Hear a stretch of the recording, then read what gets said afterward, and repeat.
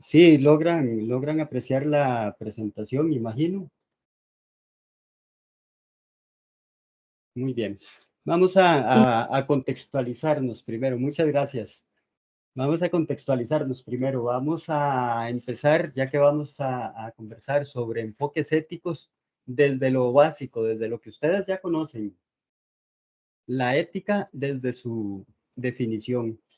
Esta es una de Adela Cortina, que es muy interesante, entre muchísimas que se puede uno encontrar, ya ustedes lo sabrán. Esta dice que es un tipo de saber que pretende orientar la acción humana en un sentido racional, es decir, pretende que obremos racionalmente. Como se puede observar, esta filósofa contemporánea española lo que dice es que la ética lo que pretende es orientar.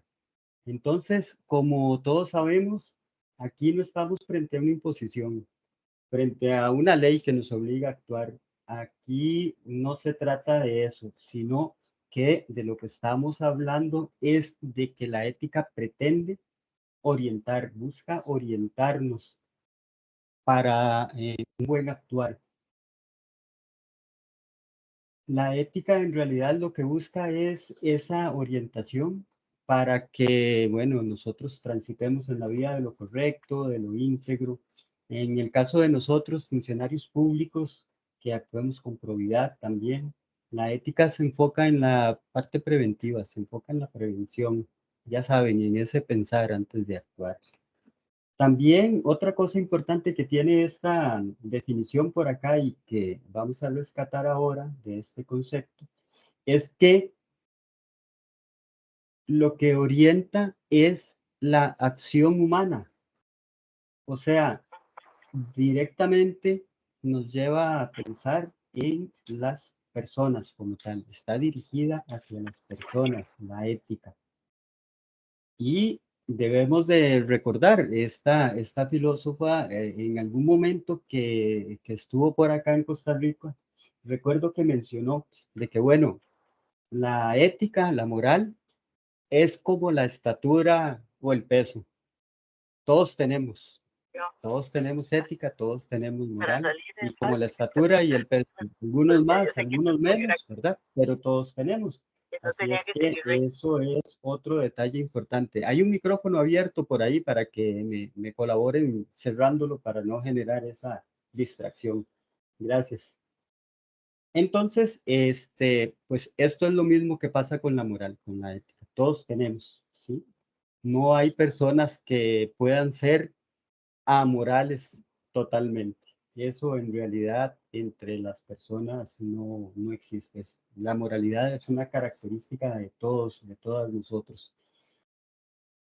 Por eso es que las personas también necesitamos encontrar nuestra justificación a los actos, a las cosas que hacemos. Y esto es en parte también lo que nos hace diferentes al resto de los seres vivos. Muchos de nosotros tendremos nuestras mascotas, las cuales, pues, ya saben, ¿verdad? Para quienes tienen, para quienes tenemos, son inteligentes, son inteligentísimos, pero aunque nosotros sabemos que de una u otra manera no se entienden, resulta ser de que esos comportamientos de nuestras mascotas usualmente responden a su instinto y a los estímulos que nosotros les damos. De alguna forma, entre premios y castigos, los vamos adiestrando para que actúen de una u otra manera. Eso con los animales, con nuestros animalitos domésticos. Pero ellos, en realidad, no tienen eso que nosotros sí. Ellos no tienen la capacidad de razonar, no tienen la capacidad de cuestionarse. Incluso de repente, no tienen esta característica que les mencionaba, de que nosotros, cada uno, vamos a justificar de alguna manera nuestros actos. Y aquí es a donde está justamente nuestra diferencia con los demás seres vivos,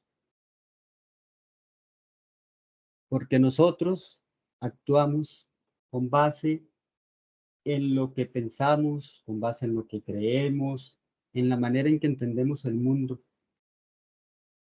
Y de esa manera es que vamos tomando cada uno de nosotros nuestras decisiones. Somos los únicos que tenemos esa posibilidad de razonar.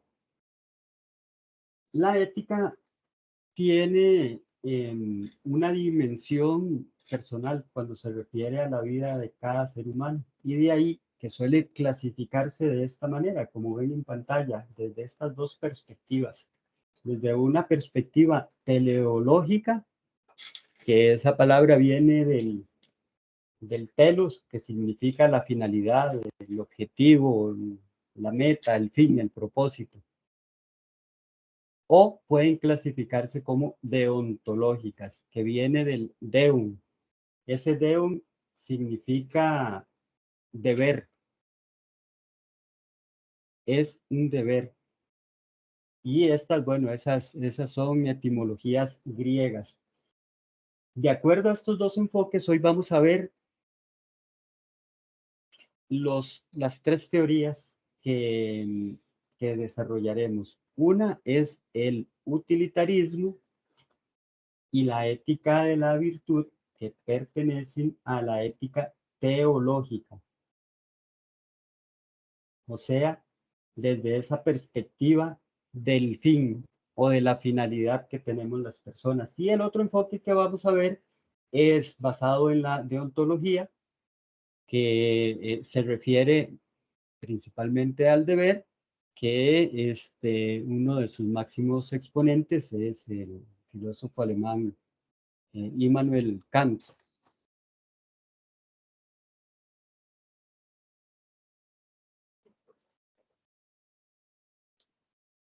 Pero para no agobiarlos así como con mucha teoría, vamos a empezar con un caso. Ahora, al final, lo que vamos a hacer es que ustedes levantan la mano para darles la palabra y podemos tener 2, 3 participaciones por cada uno de los casos que vamos viendo para que ustedes también tengan esta oportunidad hoy de interactuar en esta sesión que tenemos. Entonces, lo vamos a hacer de esa manera. Y vean, este es un ejercicio básico de pensamiento práctico.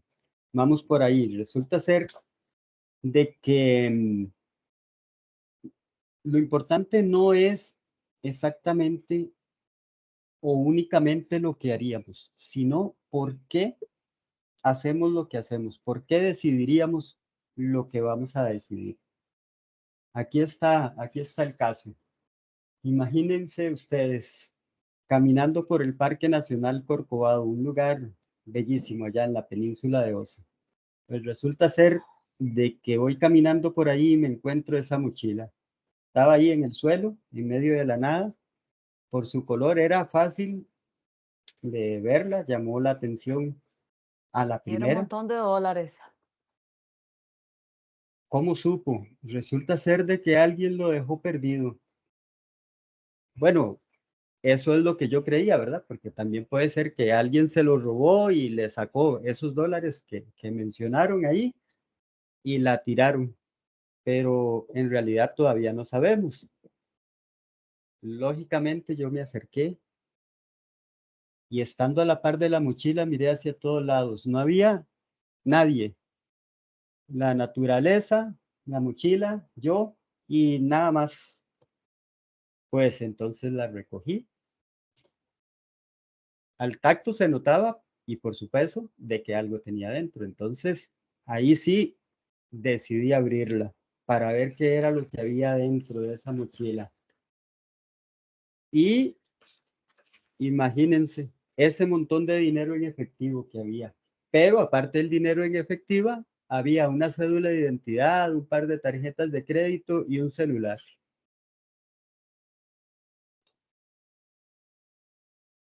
Y entonces ahí empecé yo a, como ser racional, a preguntarme, bueno, ¿y ahora qué hago? Lo primero que se me ocurrió fue tomar ese celular y resulta ser de que no tenía ningún tipo de bloqueo, ni contraseña, ni nada de esas cosas. Entonces, entré entré al celular, miré en los contactos y había un contacto que decía casa. Fácil, seguro, para ustedes saber qué es lo que tiene uno que hacer en ese caso, ¿verdad? Pero antes de darle la oportunidad de que ustedes nos cuenten qué harían, pero lo más importante, por qué harían lo que hacen, voy a contarles. Debe de haber gente que yo sé que en este auditorio, entre estos 178 que veo yo acá conectados, ninguno somos así, ¿verdad? Pero resulta ser de que una persona deshonesta seguramente tomaría ese dinero en efectivo, le quita seguro que el chip a ese celular, tal vez tiraría ese bolso por allá donde ya no sea tan fácil de verlo. Y bueno, seguro se va pensando, la vida es de los inteligentes. Y aquí ya me gané estos dólares y me gané un teléfono. Ganancia para mí, salado al que se le perdió la mochila. ¿Se imaginan ustedes que haya gente así?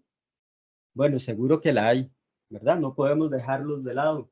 Pero atención a estos otros tres escenarios que se relacionan un poco más con los enfoques que vamos a estar viendo el día de hoy. Resulta ser de que alguien podría pensar que, ¿qué es lo mejor para el dueño de esa mochila? ¿Qué es lo mejor para mí? ¿Qué sería lo mejor para otras personas en este caso? Y con base en ese razonamiento, haría la devolución de la mochila. Y eso se acerca a la teoría del utilitarismo, que es una de las teorías que vamos a ver el día de hoy, uno de esos enfoques éticos, esa forma de razonar. Otra persona se podría poner a pensar, bueno, es que eh, la verdad es que yo lo que necesito es reflexionar si es un deber para mí hacer la devolución de esta mochila. Si yo debo, tengo esa obligación moral, por decirlo de alguna manera, de devolver la mochila. Y al darse cuenta de que es así, pues de igual forma devolvería la mochila, nada más que con otro razonamiento. Eso es con base en el enfoque deontológico. Y resulta que una persona virtuosa, honesta, sin pensarlo, simplemente de una vez, de una, llama a ese contacto desde el celular para hacer la devolución de esa mochila sin pensarlo tan siquiera. En todos estos tres casos se devolvería la mochila con todo su contenido, con diferentes razonamientos. En este último, como estamos hablando de la ética de la virtud, que es el otro enfoque que vamos a ver, entonces, cuando alguien llega a ser un virtuoso, entonces es porque está practicando constantemente, siempre practica el bien y entonces ni tan siquiera lo tuvo que pensar. Por mero instinto ya lo va a hacer. ¿Cuál de estas tres personas podrían ser ustedes? Vamos a abrir el micrófono para escuchar tal vez un par de intervenciones para que nos cuenten ustedes, con base en este caso, si se encuentran la mochila, ¿qué sería lo que harían? Pero principalmente cuéntenos por qué reaccionarían o actuarían de esa manera. ¿Quién nos abre el micrófono y nos cuenta?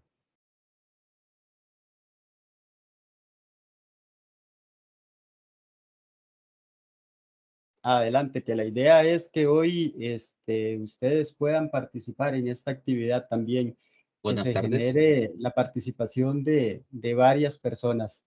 ¿Alguien por acá habló? Buenas tardes. Sí, muy buenas tardes, adelante. Un gusto para todos los compañeros. Mi nombre es Jonathan Sevilla, de la empresa Habdeba, Limón. Con respecto a la consulta, ¿qué haría si me encuentro la mochila? Sí, eh, por un aspecto normal, tal vez la primera impresión es fijarse si no hay nadie al lado o hay alguien porque un artículo así no se va a dejar sin resguardo, normalmente es lo que un adulto piensa. Un adulto volvería a ver a los lados si hay alguien y ya después entraría al aspecto tal vez moral. Tomo el artículo, no lo tomo. Si hay alguien de seguridad o de rango cerca, se devolvería. Eso sería tal vez una actitud que uno valoraría en ese momento.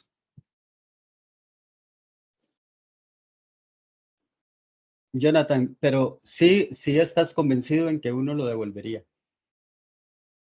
Eh, de mi parte, el devolver es estar seguro.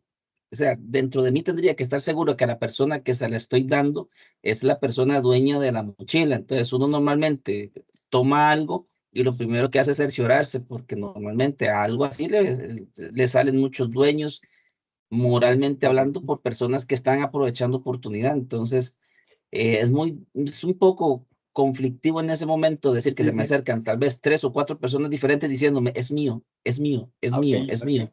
Sí, sí. Entonces ya Pero, tendría que ser un sujeto de juicio para determinar si efectivamente se la estoy dando al dueño del artículo, que son aspectos que ya uno tendría que valorar, porque al final de cuentas, o sea, si usted no me puede demostrar que es el dueño del artículo, no se lo puedo dar, pero moralmente yo lo recogí. Entonces está bajo mi custodia, me hago responsable, no me hago responsable. Entonces son aspectos que uno valoraría tal vez. excelente, sí, sí, sí, por supuesto. Sí. ¿Alguien más que quiera participar? Muy buenas tardes. Mi nombre es Grevin Guerrero y trabajo en el Centro Nacional de la Música. Adelante, En don Gravy. en el caso mío, me pasó en Cahuita. Yo me encontré una maricona y como dice el compañero Jonathan, yo abrí a ver qué era y me encontré una billetera con $600, 80,000 colones, una tarjeta de crédito y un teléfono. Entonces agarré el número que estaba ahí y llamé a la persona y me dice, oye, mire, qué pena, sí, es mía, es que yo estoy ahorita aquí en Puerto Viejo, en un restaurante, y pues no encontraba mi billetera. Lo bueno, yo estoy aquí en el parque, si gusta nos vamos a algún lado y se la entrego. Entonces, ya lo identifiqué y todo, y cuando se la entregué a la persona, ya se la devolví, ya y me trató de ladrón porque me dijo que le faltaba plata. Entonces, Ah, algunas sí. veces uno no sabe qué hacer, si le devuelve o no le devuelve, o se agarra, digamos, las cosas de valor y deja la cuestión a un lado, pero y la ética de uno y, bueno, y los valores que me enseñó mi madre, yo los devolví y me trataron de ladrón porque supuestamente faltaba 20,000 colones, dice el señor. Entonces, a veces uno no sabe qué hacer en en ese caso, ¿verdad? Entonces es un poco difícil, pero uno trata de actuar de la buena manera y a veces sale arrascado, ¿ah? Ese sería mi Muy bien, muchas gracias, Gravy. mucho Don gusto. Muchas Adolfo, gracias. Adelante. sí, don Adolfo, Germán Torres del ICT. Nada más es como un comentario muy pequeñito. Yo creo que nosotros debemos de, digamos, un caso así como el que usted nos presenta, nosotros ya desde ahora debemos de pensar que hay, o sea, cuál es la decisión que tomamos. Digamos que no se nos presente el caso, sino que si ya se presenta, ya usted sabe qué es lo que va a hacer y lo que va a hacer es devolverlo, buscar, si es en algún lugar donde hay objetos perdidos, va y lo deja ahí en objetos perdidos, tal vez antes de entregarlo, pues vea, esto fue lo que se encontró, se hace como un inventarito ahí de lo que hay y lo entrega, y si puede encontrar el dueño, pues mejor, pero eso hay que pensarlo antes, me parece a mí que es una decisión previa, que ya uno desde ahora ya uno tenga esa mentalidad, me encuentro algo, lo voy a devolver y voy a hacer esto y esto y esto. Eso era nada más. Perfecto, Germán, muchas gracias. A como vamos a ir avanzando en esta presentación y en esta tarde, vamos a ir intentando llevar el ejercicio a el por qué se hacen las cosas, ¿verdad? Más que el hacerlo, porque yo estoy seguro de que todos sabemos qué es lo que hay que hacer, cada uno a su manera, pero todos sabemos lo que hay que hacer. Acá lo importante es ir conociéndonos a nosotros mismos. El autoconocimiento es importantísimo para el buen actuar también. Este, con respecto a la participación de Graving, bueno, este es un ejemplo adaptado de un libro que se llama Introducción a la Ética de John Day. Y vean ustedes, el ejemplo que estaba en ese libro y lo que nos contó Don Graving era casi lo mismo, con las variantes del caso, ¿verdad? Vi que había una mano levantada, escuchamos. También vi que en el chat hay algunas opiniones respecto a la devolución de esa mochila. Vamos, vi que había alguien con la mano levantada. No fue imaginación mía, ¿verdad? No, Adolfo, buenas tardes. Tengan todos y Hola, todas. Sí, Gabriela muy Salas buenas del tardes, INEC les Gabriela. saluda. Sí, en complemento a lo que dicen los compañeros y esto último que dice el compañero ICT, definitivamente que nosotros tenemos que saber que si nos encontramos algo, o sea, yo siempre digo, esto no es mío. Hago todo lo posible por devolverlo. Si es un parque nacional y si por alguna razón no hay un número donde, ¿verdad?, uno pueda llamar, la idea es reportarlo ahí, no solo hasta tomar las fotos y ¿verdad?, también tener seguridad. Ojalá que me entregue un comprobatorio o algo de que, bueno, por control interno yo siempre pienso en eso, ¿verdad?, de que yo entregué esto. Si Sí. yo puedo, hago todo lo posible realmente para saber que se le entregó a la persona adecuada, ¿verdad? Porque en todo eso siempre hay personas que quieren adueñarse de lo ajeno. Entonces, pero siempre eso. Y antes de eso, yo sí revisaría, porque también ahorita me preocupa algo que tal vez no hemos visto. Hay que revisar qué tiene, porque yo no sé si esto tiene algo, ¿verdad? O sea, no sé, me imaginé. ¿Y qué pasa si esto tuviera droga? Y simplemente lo dejaron ahí porque, porque hay alguien que está esperando, o sea, qué cuidadoso tiene que ser uno, ¿verdad? Entonces, ¿qué llevo? Es capaz que llevo algo y dije, ay, no, no lo voy a revisar, lo voy a reportar y no solo uno sale mal, ¿verdad? Porque está cargando algo indebido. Entonces también eso es como revisar. Si yo veo que hay algo ahí no bueno, ¿verdad? Entonces reporto a los cuidadores, qué sé yo, a los encargados administradores del Parque Nacional. Si veo que es algo normal, que una billetera y todo, vengo igual. Y esto que decían los compañeros, reportar qué es, ¿verdad? Hacer como un inventario, porque sí tenemos que tener mucho cuidado con todo lo que, ¿verdad?, ocurre y más ahora como está todo en el país, pero sí es también necesario recalcar, nosotros no es que, ¿verdad?, lo devuelvo, no lo devuelvo, en esto que hago, ¿no? ¿Verdad? Es como, esto no es mío, Muy no es bien. mío. En todo caso, si no es mío, lo voy a devolver a una autoridad competente y yo traslado el riesgo de cualquier situación, ¿verdad?, al ente correspondiente. Entonces, a mí ya me ha pasado varias veces. Una vez me ocurrió como en una zona así como de, creo que por la zona de Los Santos, en un lugar que era como un parquecito muy bonito, ¿verdad? Una zona ahí de mucho turismo.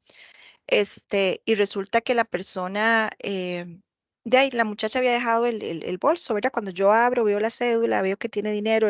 Ay, qué triste, Dios, Señor, ¿verdad? Que aparezca esta persona, debe estar eh, eh, triste que ya lo perdió, ¿verdad? Y en eso me topo de verdad de frente, luego cuando yo voy regresando al ingreso, perdón, regresando a la parte, digamos, de entrada principal, me topo con personas que vienen corriendo como desesperadas y yo dije, ok, ¿verdad? Parecieran que, entonces pregunto, ¿usted es Elena, tal? Y me dice la muchacha toda sorprendida, sí, ¿por qué? Y porque se me parecía, ya había visto la cédula, le digo yo, Ujú. usted perdió un bolso, ¿verdad? Y entonces ya me dijo que sí. Y le digo, bueno, aquí lo tengo, revise, ¿verdad? Que está todo. Así fue como me lo encontré. Y gracias a Dios. Pero suele suceder esas cosas. Y me ha pasado en otro momento con, se metió ahí un ruido, no sé dónde.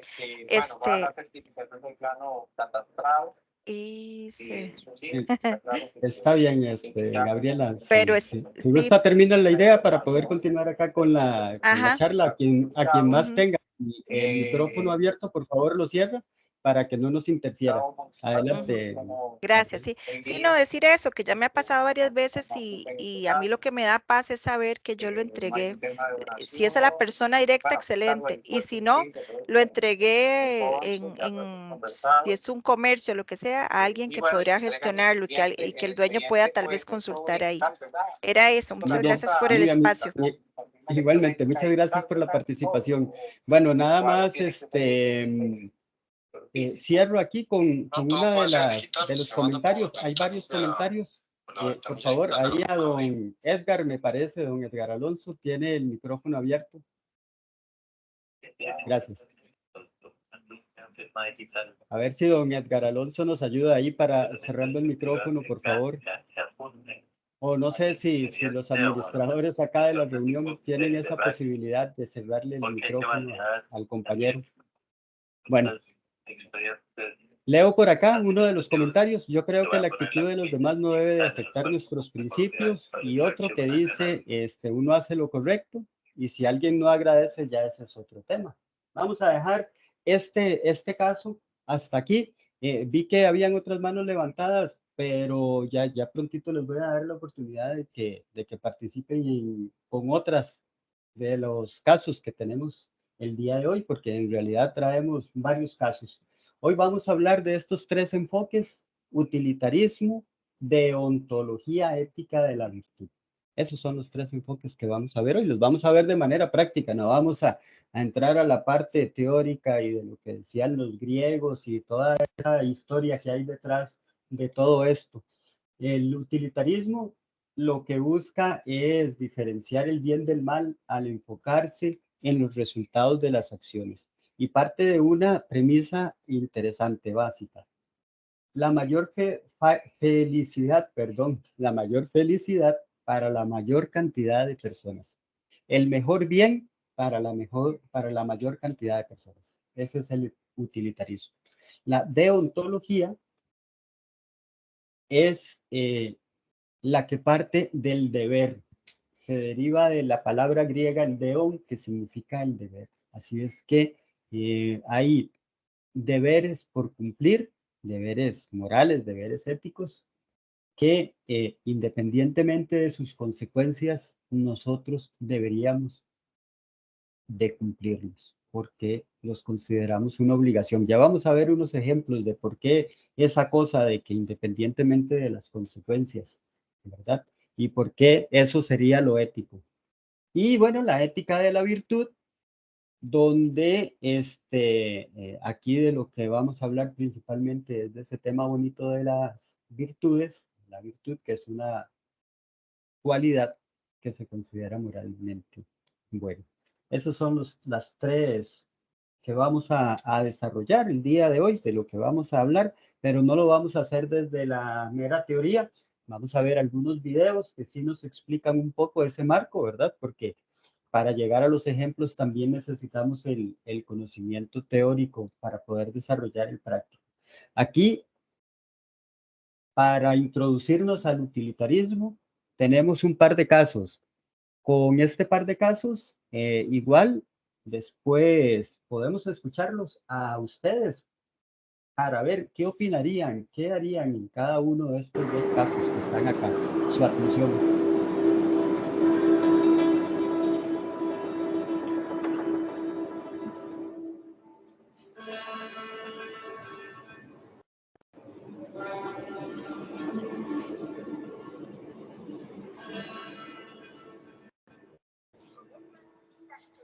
Estás conduciendo un tren y ves que más adelante en la vía hay 5 personas. Entonces descubres con horror que no funcionan los frenos y Oh, perdón.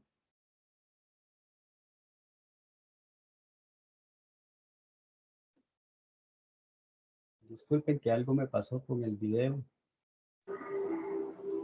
Ya lo estoy empezando de nuevo, disculpen.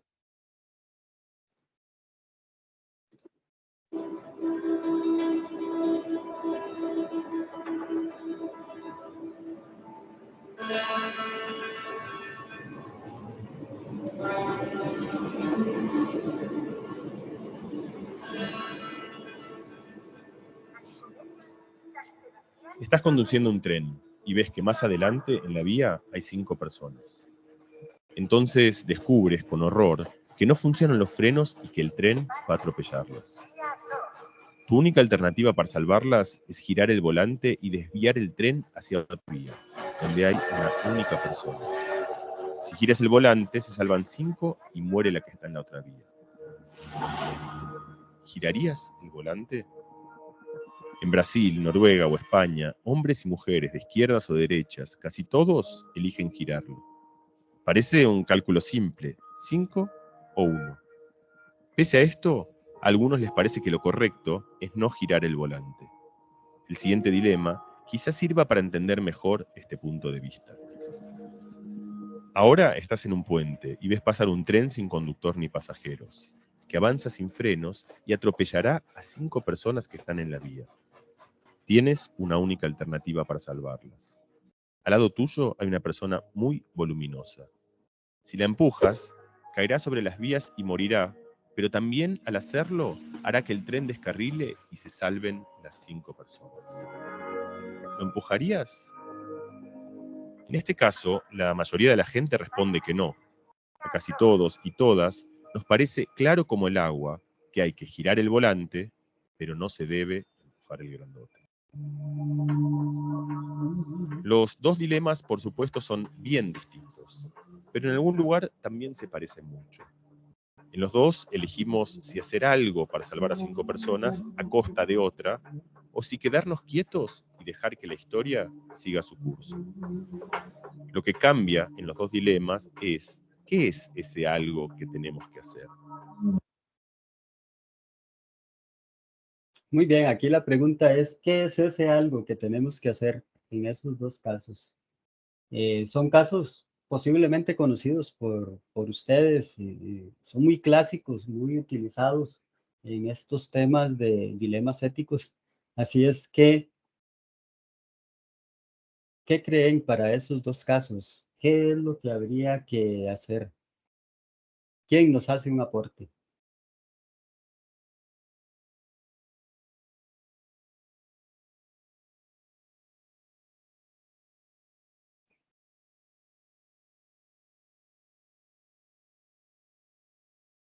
Adelante, Carla, tiene la mano levantada. Ay, perdón, no la levanté, solo abrí el micrófono. Bueno, y yo creo que muchas veces funciona aplicar esto de los males, el menor de los males, pensaría yo. El menor de los males. Eso aplica para el primero de los dilemas, que es de entre 5 y una persona, mejor mover esa palanca y que sea solo una persona arrollada por el tren. Es así.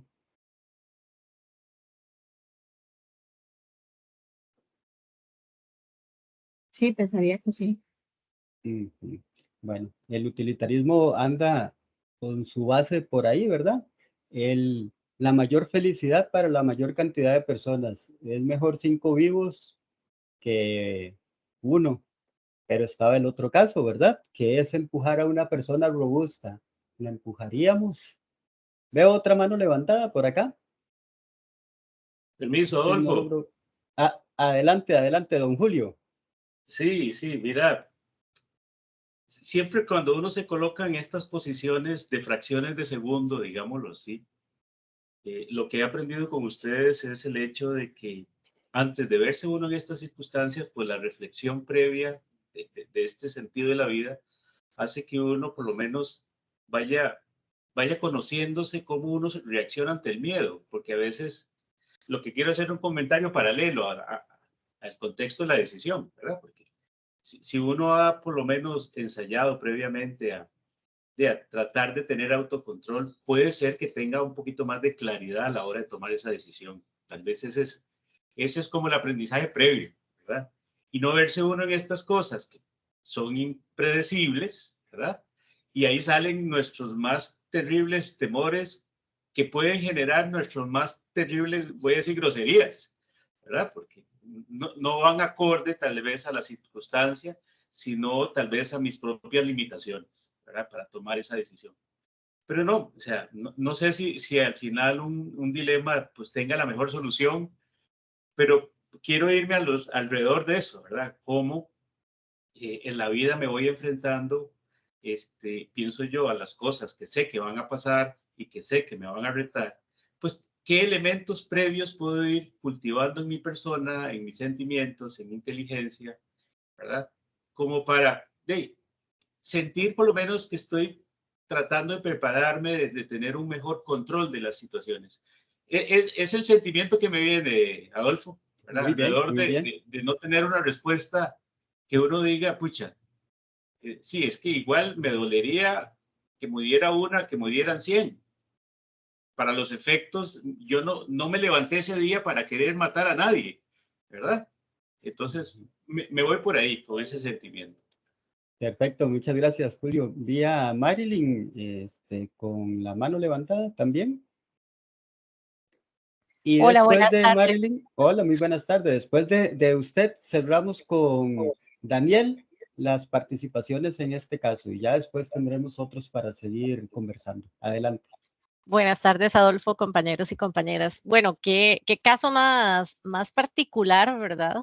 Porque como lo decía el compañero Julio, lo expone a uno a pensar en el momento qué haría, ¿verdad?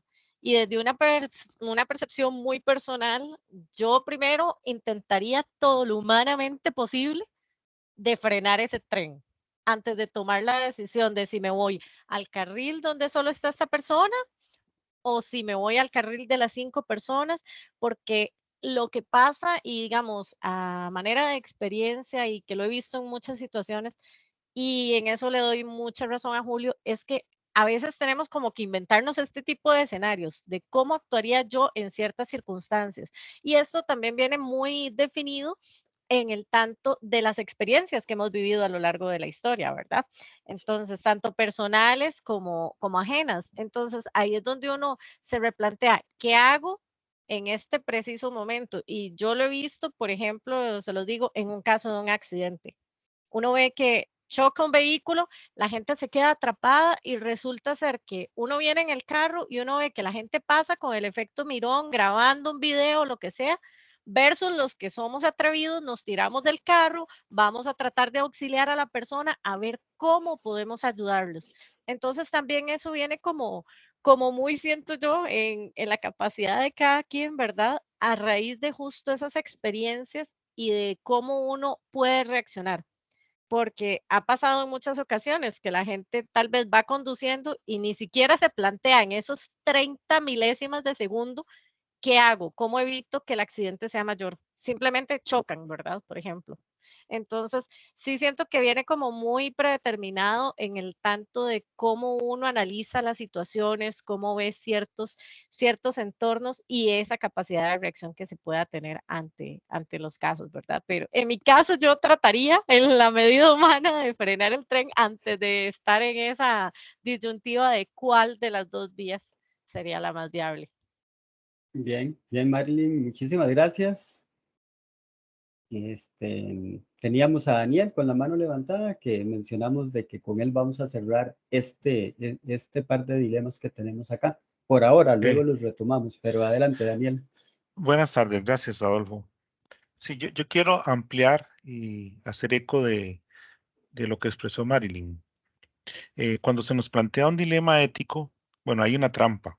Siempre nos encasillan en que solo hay dos opciones o dos alternativas, ¿verdad?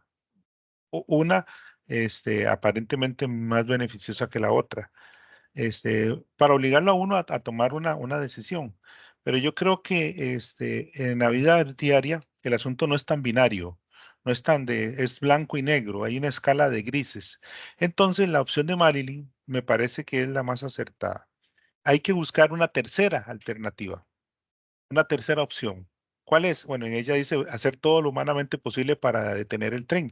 Esa es lo que creo yo está dentro del campo de nuestra esfera de acción, ¿verdad? Buscarlo, ¿verdad? Porque obligarnos a tomar la decisión de si sacrificamos a uno, a 5 personas, no deja de ser injusto en sí. De hecho, es un dilema poco ético el ponerlo a uno en esa situación. Entonces yo creo que hay que buscar una tercera alternativa. E incluso llegando al extremo del virtuosismo, puede ser hasta la propia inmolación. En lugar de empujar al señor grueso, se tira uno y el tren se descarrila. Entonces, el asunto es, bueno, obviamente este es un caso extremo. El asunto es no quedarnos nosotros enmarcados en que solo hay dos posibilidades. Tal vez hay una tercera que no hemos visto, que tenemos que sopesar. Por supuesto, en situaciones como la que nos presentan, pareciera que no hay espacio y tiempo para reaccionar, pero en la vida diaria, o sea, las cosas no ocurren así, salvo los accidentes, como mencionó Marilyn, pero normalmente tenemos un espacio de tiempo nosotros para razonar y efectivamente buscar el mejor curso de acción. Perfecto, Daniel, muchas gracias por el aporte. Sí, desde luego, por supuesto. Aquí, más que la obligatoriedad de escoger entre una cosa u otra, empujar a una persona o no hacerlo, lo que se quiere ilustrar es esto, justamente. Cuando uno tiene un pensamiento utilitarista, que es un teorema ético, ¿verdad? Uno, cuando actúa, cuando toma una decisión, anda buscando la mayor felicidad para la mayor cantidad de las personas, el mayor bien para esa mayor cantidad de gentes. Y lo que busca justamente es eso, ¿verdad? Los mejores resultados para la mayoría. Entonces, el utilitarismo como teoría, como teorema, anda por ahí. Vamos a ver ahora otro video relacionado con el utilitarismo. En este caso es el video de la Universidad de Texas, donde define el utilitarismo y nos da un poco de información adicional respecto a eso. Utilitarismo. El utilitarismo es una teoría ética que trata de diferenciar el bien del mal al enfocarse exclusivamente en los resultados de las acciones. Es una versión del consecuencialismo. El utilitarismo determina que la opción más ética es la que produce el mayor beneficio para el mayor número de personas. Es el único marco moral que puede ser usado para justificar el uso de fuerza militar y hasta la guerra. También es una perspectiva de las cuestiones éticas mucho más común en el mundo empresarial, ya que toma en cuenta los costos y beneficios. No obstante, ya que no podemos adivinar el futuro, es difícil saber con certeza si las consecuencias de nuestras acciones serán buenas o malas. Este es uno de los límites del utilitarismo.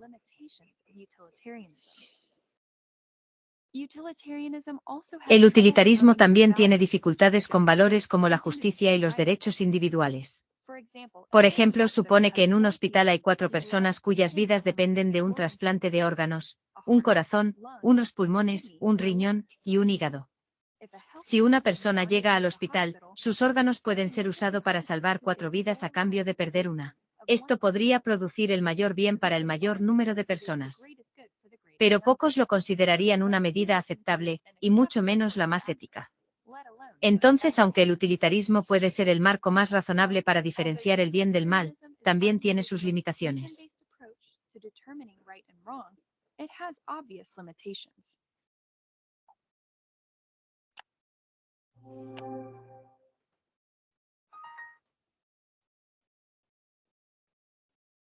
Cuando se habla del utilitarismo, y les decía yo de que es buscar la mayor felicidad para la mayor cantidad de las personas, entonces en la teoría también se encuentra uno de que cuando se habla de la felicidad, no se está hablando de esa exaltación continua, sino que más bien esa felicidad la definen como una tranquilidad, como que en algún momento hay estímulos mayores y otros no tantos que le causan a uno esa satisfacción, y entonces de esa manera uno tal vez sí podría entender que esa existencia feliz sí se puede dar, ¿verdad? Que no se vaya a entender que cuando se habla de felicidad es esa algarabía, esa gran excitación, exaltación que uno siente, y que eso debería de ser un continuo, porque en la vida real eso tampoco existe. Aquí hay otro caso relacionado con el utilitarismo. Resulta ser de que, ahí lo ven en la imagen, hay un barco que se está hundiendo y hay un salvavidas ahí a la par. Entonces, esas 11 personas que vienen ahí nadando, vienen a montarse a ese bote salvavidas, pero el máximo de personas que se pueden montar en ese bote es 10, que de hecho apenas caben los 10, y si se llegan a subir las 11 personas, podría ser que todos corran un riesgo de vida, que no aguante ese salvavidas, esa balsa o ese bote salvavidas, y que en vez de perder una vida, se pierdan las 11. Así es que, ¿qué se haría en ese caso? ¿Se aceptan solo a las 10 personas o con ese riesgo de muerte intentarían ir los 11 ahí, en ese barquito? Permiso. Adelante, Julio. Yo creo que si algo nos dejó la película El Titanic, ¿verdad? Como un hecho dramático de ver esa desesperación y viendo la imagen. Bueno, y lo que dijo el colega anterior, no necesariamente la opción es que los 10 se monten. Si yo veo bien, también podría pensar que alguna cantidad, tal vez las personas menos afectadas, se aferren a las cuerdas que están a los lados de esa lancha, ¿verdad? Y entonces tal vez subir a las personas que pudieran estar más lesionadas o que tengan menos resistencia a nadar o a permanecer, no sé, en el frío. O sea, porque aquí es un tema voy a analizarlo así, es un tema de ganar tiempo mientras que viene más ayuda, ¿verdad? O sea, la solución no es solo esa lanchita, ¿verdad? Pero entonces, en este aprendizaje, romper la rutina de decir o todos o ninguno, ¿verdad? No, todos, pero tal vez de esta otra forma, no necesariamente subiéndose todos, ¿verdad? Pero sí todos, de alguna forma, utilizando la lancha como el salvavidas que significa en esas circunstancias. Muy bien, muchas gracias, Julio. Muchas gracias. Luis Pizarro, adelante. Te escuchamos. Sí, buenas tardes. Buenas tardes. Sí, yo pensé en una solución muy similar a la del compañero. Me parece que se pueden subir incluso la mitad o 6 y cuatro que se queden ahí sostenidos, pero podría incluso ir cambiando. Digamos, primero 4, después se suben esos que estaban abajo y bajan los que estaban arriba para ir rotando. Incluso se puede no subir todos los 4 al mismo tiempo, suben 2, después otros 2 y así el tiempo de descanso se aumenta. Muy bien, muy bien. Vamos a cerrar acá con Daniel. Sí, muy ingeniosa la solución de Luis y me parece que, bueno, va en sintonía de la que el otro compañero dijo. Yo le veo al utilitarismo un gran problema. Por ejemplo, en el caso que estamos analizando, ¿quién elige cuáles son las 10 personas que se suben? O sea, ¿bajo qué criterio? Y la persona que queda discriminada, el utilitarismo tiene ese problema, que discrimina a las minorías. Y entonces, en atención de mayor bien para la mayoría, se dejan muchas personas que son representantes de las minorías por fuera, sin caer en una suerte de tiranía de las minorías, que es el otro extremo, ¿verdad? Pero sí hay que considerar también que esta óptica ética nos pone a nosotros ante un panorama de que eventualmente se pueden justificar muchas injusticias en atención de que se está haciendo el mayor bien a la mayor cantidad de personas. Sí, sí.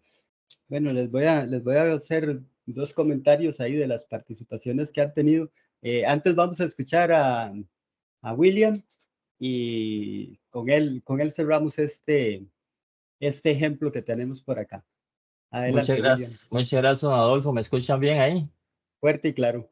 Gracias. Muy importante agradecerle toda esta exposición.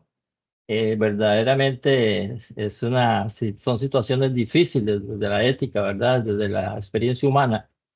Se me parece esto mucho a aquel refrán de Descartes de primero pienso, luego existo, ¿verdad? Yo lo traduzco, primero pienso, luego actúo. La pregunta mía, y tal vez con esto para cerrar, es ¿de dónde viene la decisión que nosotros en un caso de estos debemos de tomar? ¿De dónde viene? si realmente hemos crecido en un mundo que nos ha enseñado eso. Primero pensamos, luego existimos, luego actuamos. Y se nos ha olvidado, me imagino que es el último elemento que usted está tocando en su exposición, que es la ética de la virtud. O sea, yo diría, primero siento y luego actúo. Pienso que esa virtud de la que usted habla es exactamente ese pensar más que con la mente, con el espíritu, ¿verdad? Porque es interesante cuando escucho una participación de todos los que están aquí, cómo las siempre nos dejan afuera nosotros mismos. Solamente creo que fue, no sé si fue Daniel el que habló de la inmolación, ¿verdad? En los casos anteriores, ¿por qué no me lanzaba yo al tren? Y se acabó el asunto, ¿verdad? Pero siempre lo vemos desde la barrera, tomar decisiones para solucionar situaciones, pero donde yo no me involucro. Entonces, es importantísimo esto, ¿verdad? ¿De dónde tiene que venir esa reacción ética del ser humano? Si realmente es como el sistema nos ha enseñado que es de la mente, el raciocinio, o si tenemos que comenzar a educar ese actuar espiritual donde va más allá de un pensamiento en el cual muchas veces nosotros no nos involucramos. Muchas gracias, de verdad que esta exposición está muy buena y espero seguir escuchando cosas interesantes porque nos hace pensar mucho y agradecerles que me hayan escuchado también. Buenas tardes y Igualmente, gracias. muchas gracias por el aporte, William. Bueno, y a todos también. Bueno, este tipo de dilemas justamente lo que buscan es precisamente ir entendiendo la génesis del pensamiento, de por qué nosotros tomamos las decisiones que tomamos. O sea, siempre lo hacemos y tenemos una línea de pensamiento, pero estos teoremas nos podrían explicar un poco el por qué actuamos de esta manera. Puede ser que algunos digan, mira, es que yo soy un poco más deontológico y otros un poco más utilitaristas con respecto a las decisiones. Estos tres teoremas son, digamos, como, por decirlo de alguna forma, los más populares, los que más auge han ido tomando. Ninguno es perfecto. Al leer información sobre estos, nos damos cuenta que incluso a los grandes pensadores los cuestionaban cuando mencionaban estos teoremas, ¿verdad? Porque las personas no tenemos una única manera de pensar. Entonces, hoy a veces actúo de una manera y de repente ayer actuaba de otra. Y eso también es parte del ser humano. Bueno, y lo más importante de todo al final es que ya me di cuenta que aquí nosotros no necesitamos un curso de creatividad ni nada de eso, de nada de esas cosas, porque ustedes han dado ahí algunas respuestas muy creativas, aunque los dilemas como tal están diseñados para que uno decida entre una cosa o la otra para ver qué es lo más adecuado o lo menos peor, diría alguien, ¿verdad? ¿Qué sería lo mejor o qué sería lo menos malo? Ahora, vamos al segundo de estos teoremas, que es el de la deontología. ¿Recuerdan el video del tren? Aquí vamos a ver otro extracto de ese video, ya que eso era un pedacito, aquí vamos a ver otro pedacito. No lo vamos a ver completo, era un poquillo más largo. El video lo que pretende acá es explicar esas diferencias entre utilitarismo, que ya vimos, y la deontología, que es lo que vamos a empezar a ver. Una acción es moral si se ajusta a ciertos principios o deberes, independientemente de sus consecuencias. Ese es el principal concepto, la principal premisa de la deontología. Veamos.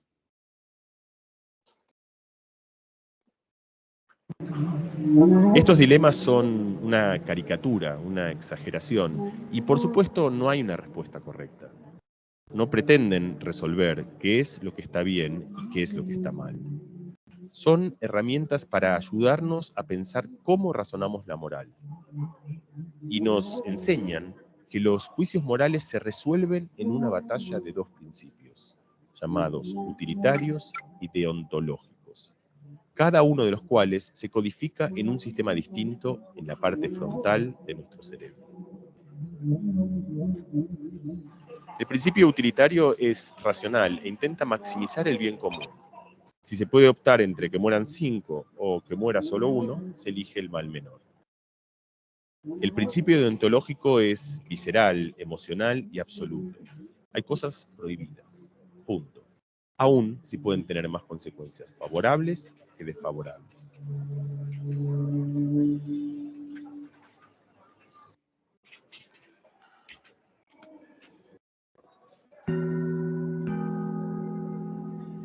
En el cerebro de los que giran el volante o de los que empujan el grandote, gana la batalla el principio utilitario, en la parte más lateral del cerebro. En el de aquellos que eligen no hacerlo, gana el deontológico. Cada persona varía en cómo nos gobiernan estos dos principios, pero hay algunas reglas generales. Cuando se despiertan emociones, por ejemplo, si vemos caras o expresiones de los involucrados, domina la deontología. En cambio, si el mismo problema se vuelve abstracto, si lo pensamos en números o cifras, nos volvemos más utilitarios.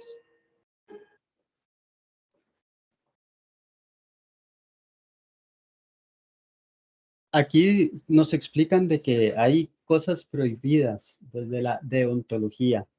Entonces, con este ejemplo que veíamos del bote, por supuesto que uno parte de un principio universal, del no matarás, del cual todos estamos de acuerdo. Entonces, ¿qué ocurre ahí? Que justamente lo que ustedes mencionaban en sus participaciones, ¿verdad?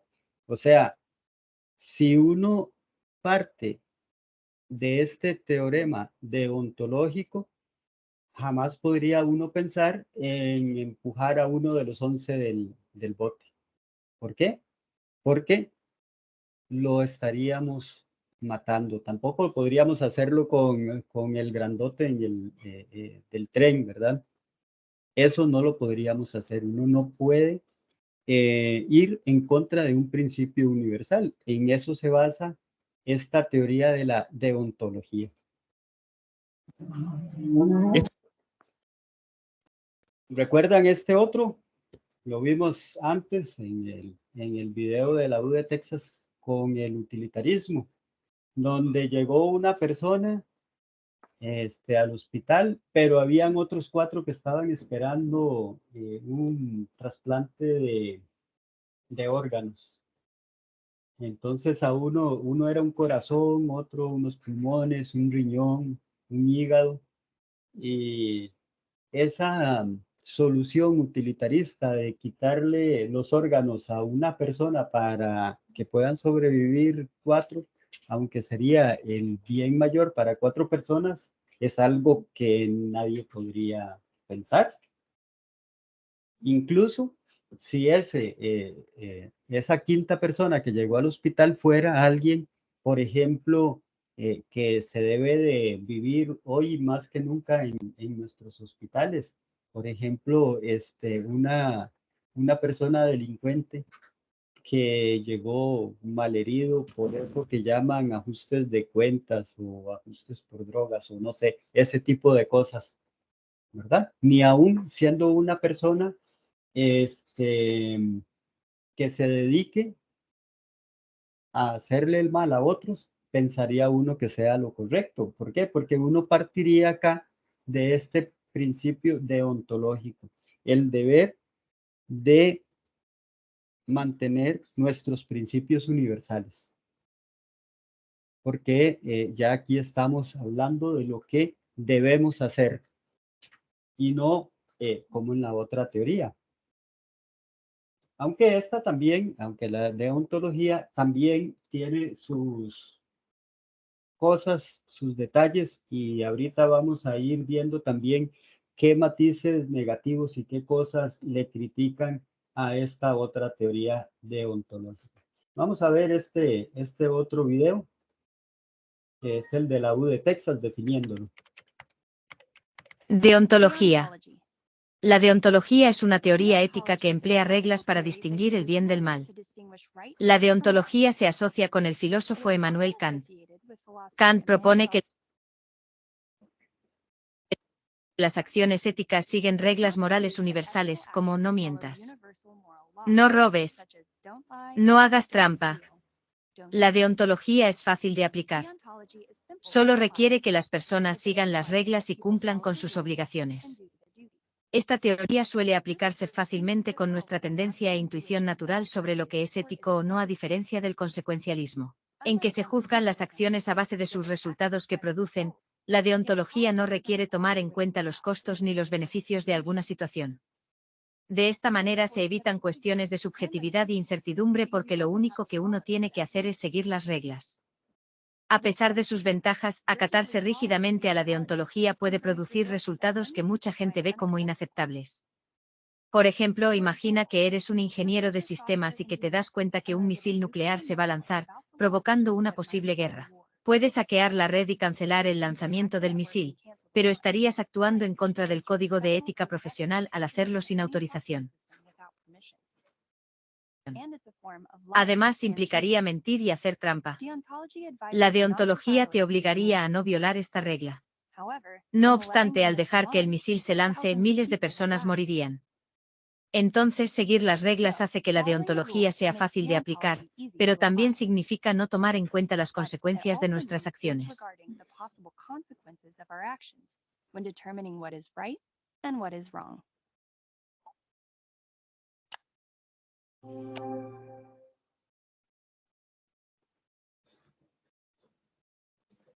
Entonces, desde la deontología, una acción solo puede ser moral si se obedece a una ley universal.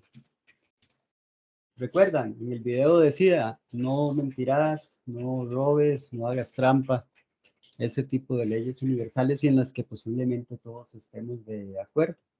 Este filósofo alemán sostiene que este principio de universalidad aplica cuando todas las personas consideran y aceptan las acciones como correctas. Entonces, si desde la dialógica, o sea, si entre nosotros, que todos tenemos una opinión válida y nos escuchamos los unos a los otros, logramos determinar y logramos entender entre todos que ese tipo de cosas como no mentir, no robar, no hacer trampas,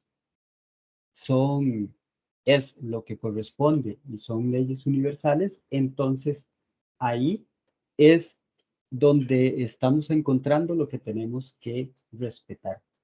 Y entonces aquí empieza a privar más la razón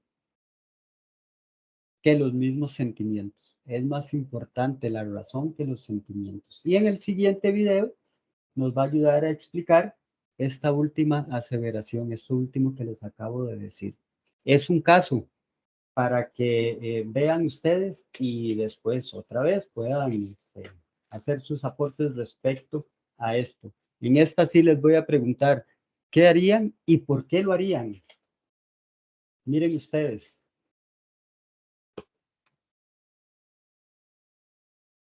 Un asesino anda buscando a un primo mío para matarlo. Mi primo llegó a mi casa y me pidió que lo escondiera para no ser encontrado por ese mal hombre. Pero el asesino descubrió que en mi casa está la persona que él anda buscando. Tocan a mi puerta. Al abrir me encuentro con el mal hombre y preguntan por mi primo. ¿Qué hago? ¿Puedo mentirle al asesino?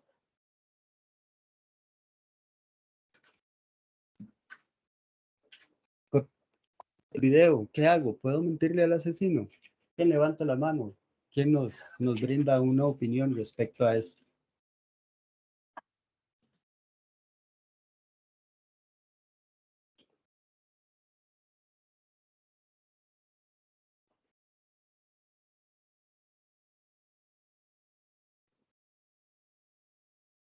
Adelante, Ana Isabel.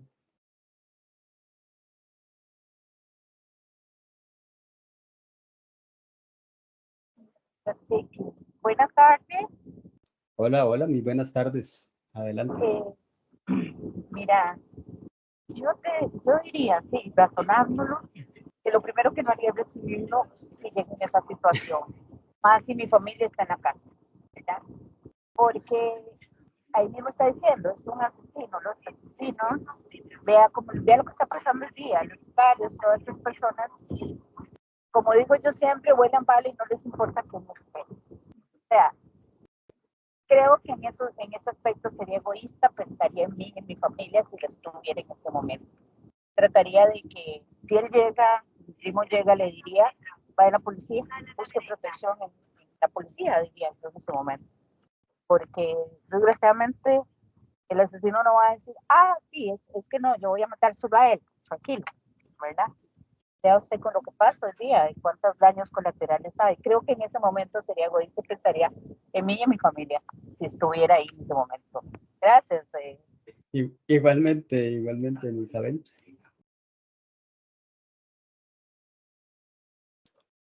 ¿Quién más participa? En este caso, ¿podría uno mentirle al asesino cuando le toca la puerta y le pregunta por el primo? ¿Qué creen ustedes? ¿Quién más nos hace un aporte? Adelante, Grace.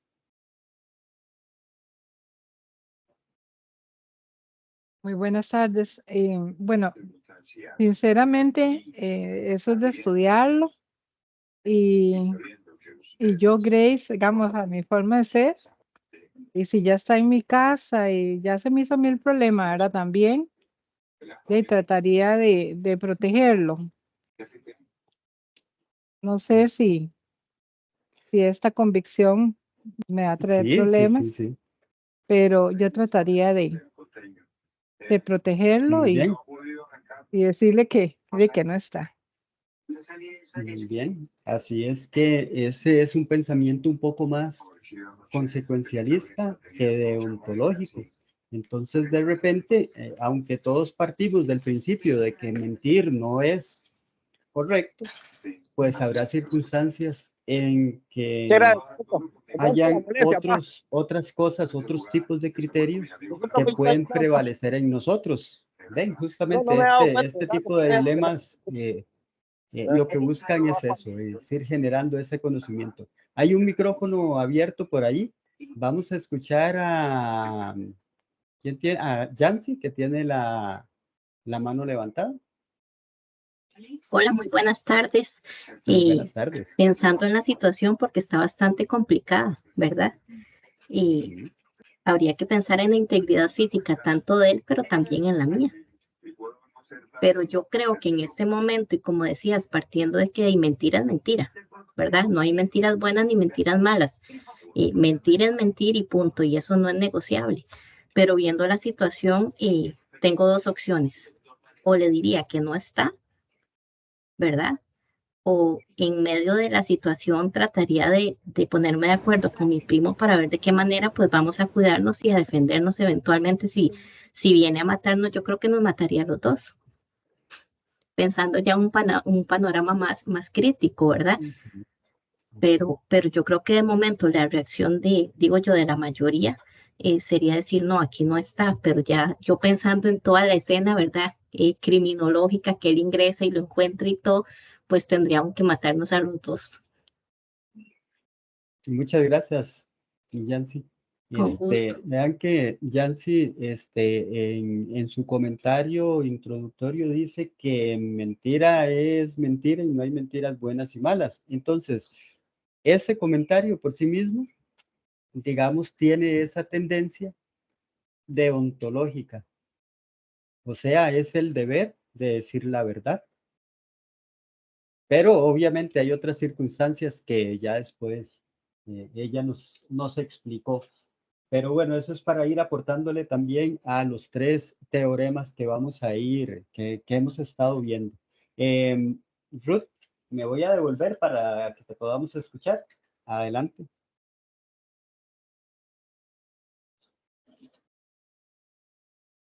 Adelante, Ruth.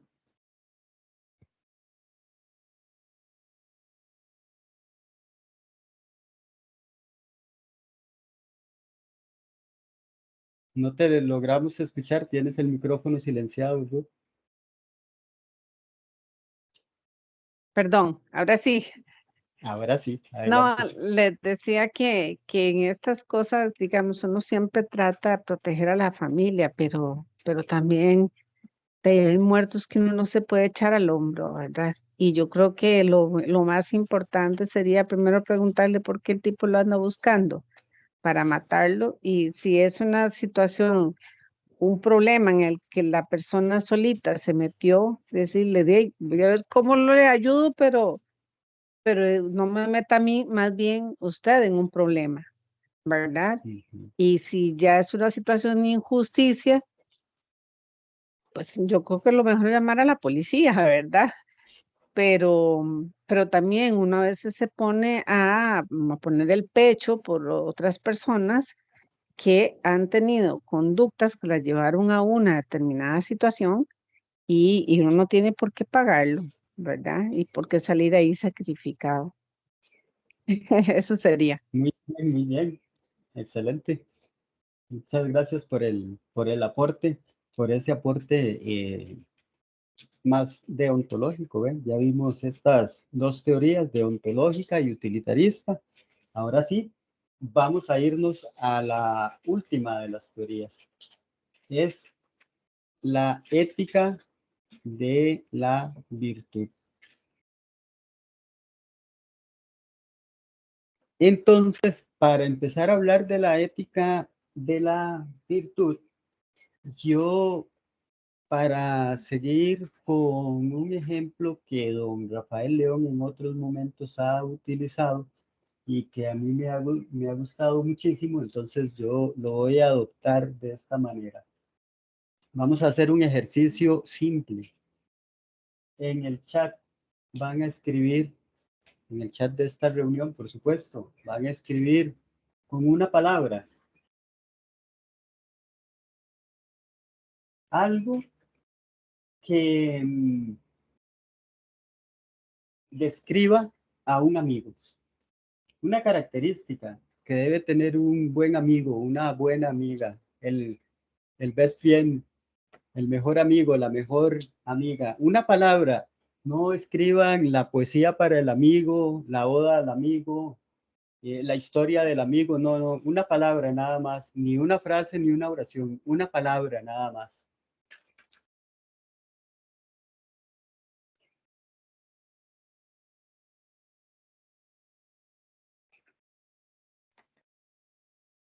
Muy bien, y aquí ya tenemos bastantes y yo voy a leer algunas de todas porque hay muchas ya, ¿verdad? Sinceridad, lealtad, solidaridad, escucha, honestidad, sincero, amable, honesto, incondicional, confidente, honesto, respetuoso, íntegro y etcétera. Vean ustedes qué interesante, porque cuando uno describe a esa buena amiga, a ese buen amigo con una palabra, tiende a escribir un valor. Tendemos a escribir un valor que tienen las personas. Y esa es la característica que anotamos ahí. Entonces, todo eso que han anotado ahí corresponde a valores. Posiblemente todas esas palabras que han escrito son valores de las personas. Ahora, ¿qué necesitamos para convertir un valor en una virtud? Sencillísimo. Nada más, o sea, digo, nada más y nada menos, lo que se tiene que hacer es, para convertir esos valores en virtudes, es convertirlos en hábitos, practicarlos constantemente. O sea, facilito, todos los días siendo honestos, leales y todo esto que ustedes mencionaron ahí. practicándolos a diario, siendo constantes en su uso, volviéndolos un hábito, o sea, habituándonos a hacer el bien para convertir el valor en una virtud.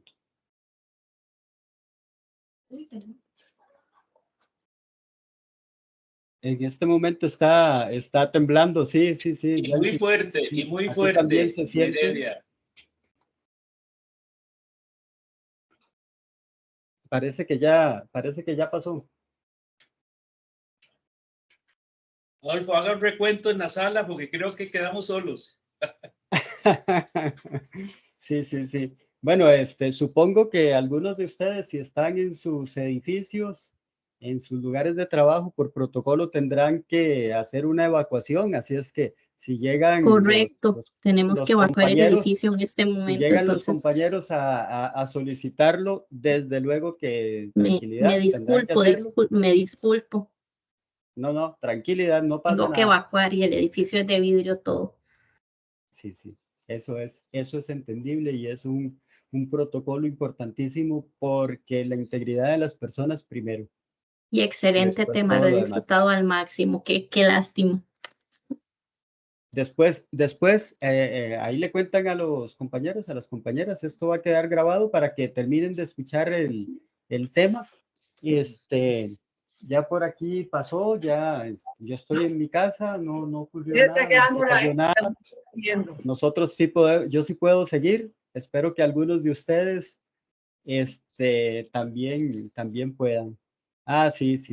Sí fue de 5.3, en realidad sí fue un temblor bastante fuerte. Muy bien. Sí, yo aquí sí, sigo, por dicha. aquí escribió. Pues yo soy antisísmica, yo no lo sentí. Aquí alguien escribió que en Limón no se sintió, pero es que bueno, fue en Guanacaste, fue al otro lado del país.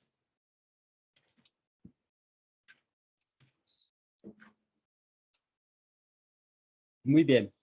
Ante todo, mantengamos la calma. Si vuelve a temblar, ahí sí que ya salimos corriendo todos. No, mentira, no salgamos corriendo, mantenemos la calma igual. Estábamos hablando de la ética de la virtud. Entonces, cuando hablamos de la virtud, estamos entendiendo de que nosotros nos habituamos a hacer lo correcto. Ahora, no todos los hábitos son virtudes. No todos los hábitos son virtudes. ¿Quién nos escribe aquí en el chat, acá de los que quedamos? ¿Quién nos escribe el antónimo de la palabra virtud? ¿Cuál es el antónimo de la palabra virtud? Ahí nos lo pueden escribir en el chat. ¿Será vicio o no? La palabra virtud. ¿Será que vicio, sí? no? Sí, ¿Será correcto, vicio? Roberto. Correcto. Bueno. Ahí, como nos escribió María del Pilar, como nos dijo Roberto, vicio. El antónimo de la palabra virtud es la palabra vicio. Entonces, ya aquí caímos en cuenta de que no todos los hábitos son virtudes, ¿verdad? Porque hay malos hábitos y esos son los vicios. Pero los buenos hábitos son las virtudes. ¿Sí? Entonces, vamos a partir de esta definición, de esta forma, de esta manera.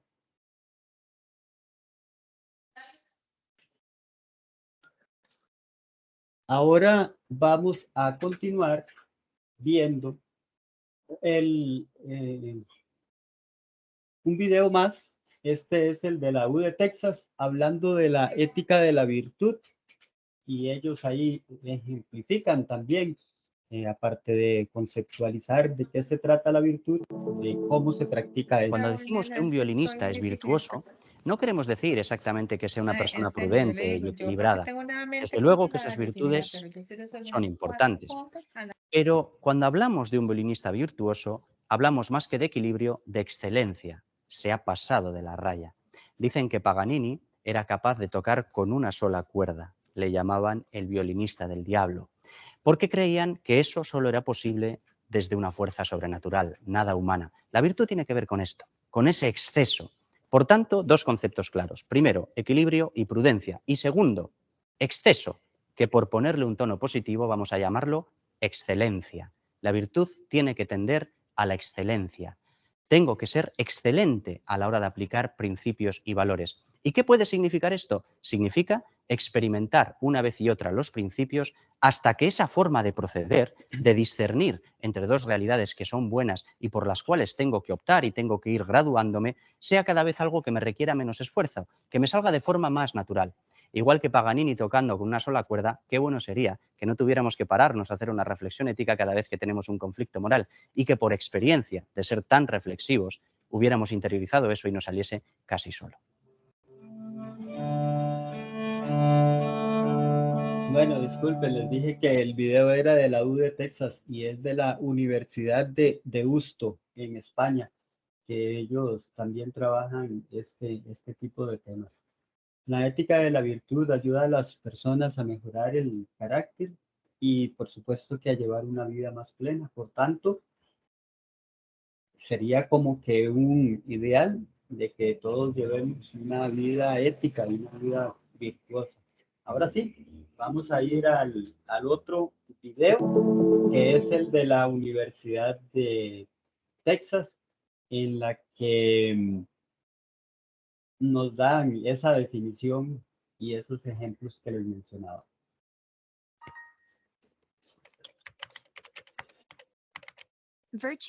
Ética de la virtud. La ética de la virtud es una filosofía que desarrolló Aristóteles y otros grandes filósofos griegos. Tiene que ver con la búsqueda de vivir una vida moral. Esta perspectiva privilegia el carácter moral de las personas y dicta que adquirimos la virtud a través de la práctica. Al practicar la honestidad, valentía, justicia, generosidad, etc., las personas desarrollan un carácter moral y honorable. Según Aristóteles, al desarrollar ciertos hábitos virtuosos, las personas podrán tomar decisiones correctas cuando enfrenten retos éticos. Para ilustrar la diferencia entre tres filosofías claves de la moralidad, los estudiosos de la ética Mark Witte y Robert Arp señalan la película Batman, El Caballero de la Noche. Batman tiene la oportunidad de matar al Guasón. Los proponentes del utilitarismo estarían de acuerdo con la decisión de matarlo. Al quitar su vida, Batman podría salvar a muchas personas. Los proponentes de la deontología, por otra parte, estarían opuestos a la idea de matarlo simplemente porque estaría mal. Pero los proponentes de la ética de la virtud recalcarían el carácter moral de la persona que mataría al Guasón. ¿Será que Batman quiere ser la clase de persona que toma la vida de sus enemigos? No, y de hecho, no lo hace. Entonces, la ética de la virtud nos ayuda a entender lo que significa ser virtuoso. También nos da una guía de vida sin darnos reglas específicas para resolver los retos éticos.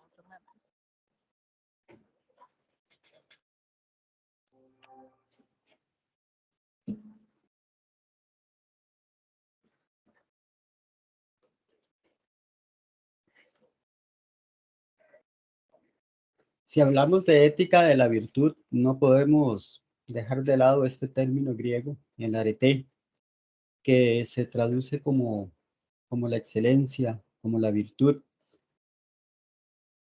Las virtudes son aquellas cualidades que deberíamos de adquirir todas las personas para comportarnos de manera correcta. Dicen que nadie nace aprendido, pero también dicen que nadie nace siendo virtuoso. Eso también se aprende. Y se aprende actuando. Se aprende habituándose a hacer lo correcto. Las virtudes requieren de un esfuerzo y por supuesto que dependen del hábito, como lo hacen las personas que van a diario a un gimnasio a hacer ejercicio o los que se levantan en las madrugadas siempre para ir a correr. Es un hábito que se les termina convirtiendo en una virtud porque resulta ser de que si algún día no lo hacen, se extrañan y lo necesitan, y es que los que se dedican a esas cosas, a esos deportes, para ponerlo como un ejemplo, pues no les importa si está lloviendo, si hace mucho frío en la madrugada o qué sé yo.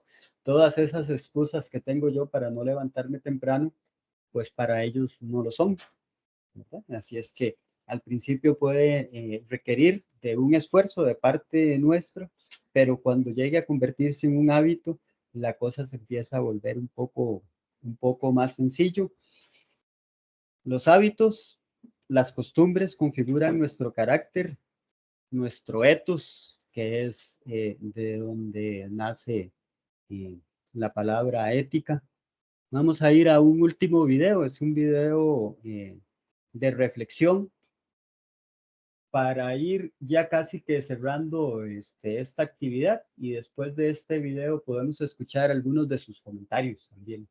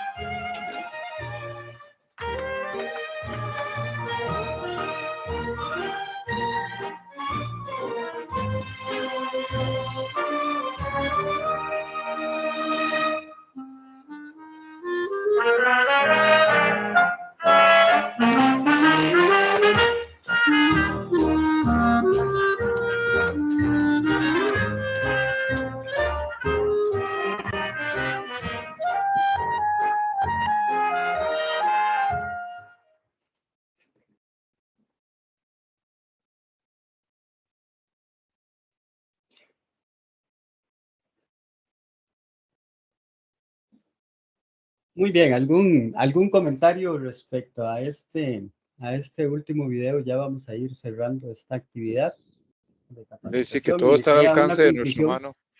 Que todo está al alcance de Adelante. nuestra mano a veces. Que todo está al alcance de nuestra mano. Muy bien, gracias, Roberto.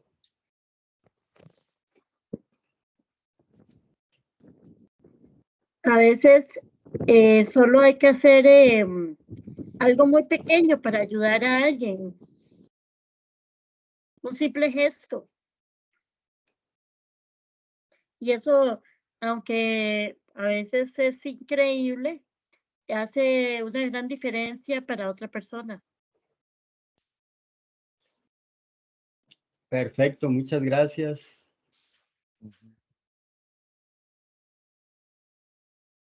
Sí, bueno, con respecto al video, lamento que algunos no lo hayan podido ver completo. No sé qué pudo haber pasado.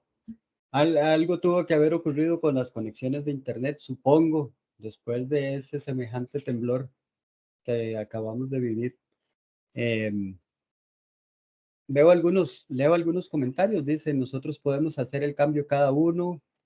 Primero la indiferencia, pero luego el cambio de actitud. el poder de las pequeñas acciones, no solo para los demás, sino en la vida propia, que solo con brindar la mano a alguien podemos hacer la diferencia. Sí, muy bien, muchas gracias. Les voy a comentar acá a manera de cierre, de conclusión. Bueno, nosotros realmente estamos convencidos de que la ética es todo un estilo de vida que se puede aprender mediante el diálogo, la repetición de actos sustentados, desde luego, en principios racionales. Adela Cortina menciona que la ética de la administración pública consiste en la aplicación de al menos 4 momentos: el momento kantiano, el aristotélico, el organizativo y el weberiano, de los cuales hay 2 que se relacionan con lo que hemos visto el día de hoy. Del momento organizativo, del momento weberiano, tal vez otro día podríamos conversar.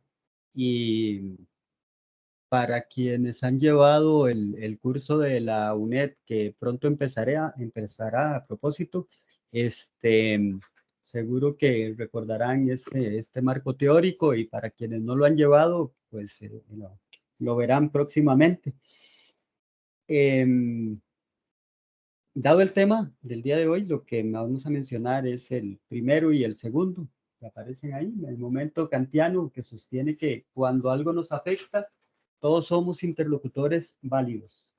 De ahí que por razones éticas, la administración pública debe tener en cuenta la opinión pública, debe tener en cuenta a la sociedad civil también.